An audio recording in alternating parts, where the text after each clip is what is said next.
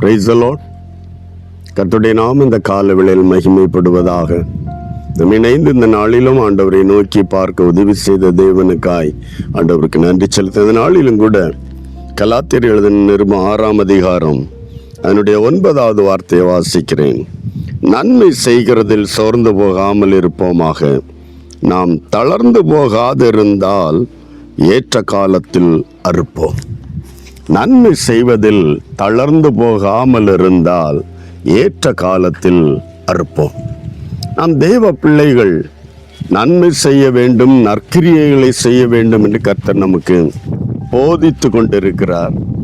ஆமீன். அந்த விதத்தில் அது அறுவடை என்பது, அதன் பிரதிபலன் என்பது ஆமீன் உடனே நமக்கு வருவதும் இல்லை.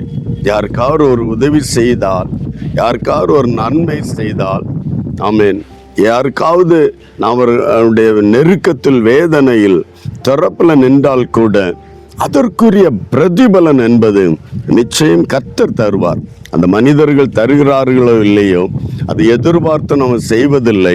ஆனால் வேதம் சொல்லுகிறது, ஏற்ற காலத்தில் ஆமீன் நன்மை செய்து என்ன புண்ணியம் என்று தளர்ந்து போய்விடாதபடி, திறப்பில் நின்று போராடி செபித்து என்ன பிரயோஜனம் என்று சோர்ந்து போய்விடாதபடி, தேவன் நமக்கு தந்த உத்தரவாதம் இது, தேவன் நமக்கு தந்த வேலை இது, நாம் இதை செய்ய வேண்டும், நம்முடைய கடமை இது என்பதை நாம் அறிந்து அதை செய்து கொண்டிருந்தால் ஏற்ற வேளையில், ஏற்ற காலத்தில், வேதம் அதில் சொல்லும்போது ஏற்ற காலத்தில் அதன் அறுவடையை, அதன் பிரதிபலனை நாம் கண்டுகொள்ள முடியும். இந்த கால வேளையில ஆண்டவருக்கென்று, ஆண்டவருடைய நாமத்திற்கென்று நாம் எந்த காரியத்தை செய்கிறோமோ அதற்குரிய பிரதிபலன் ஏற்ற வேளை.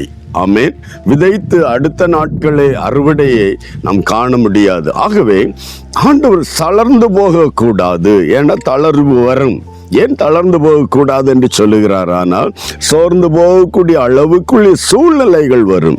அதன் நடுவிலும் சோர்ந்து போகாமல், தளர்ந்து போகாமல் இருந்தால் அதன் பிரதிபலனை தேவன் இந்த பூமியின் நாட்களிலேயே நம்முடைய தலைமுறைகளுக்கும் 1000 தலைமுறை மட்டும் காக்கிற தேவன் நம்மையும் ஆசீர்வதிப்பார்.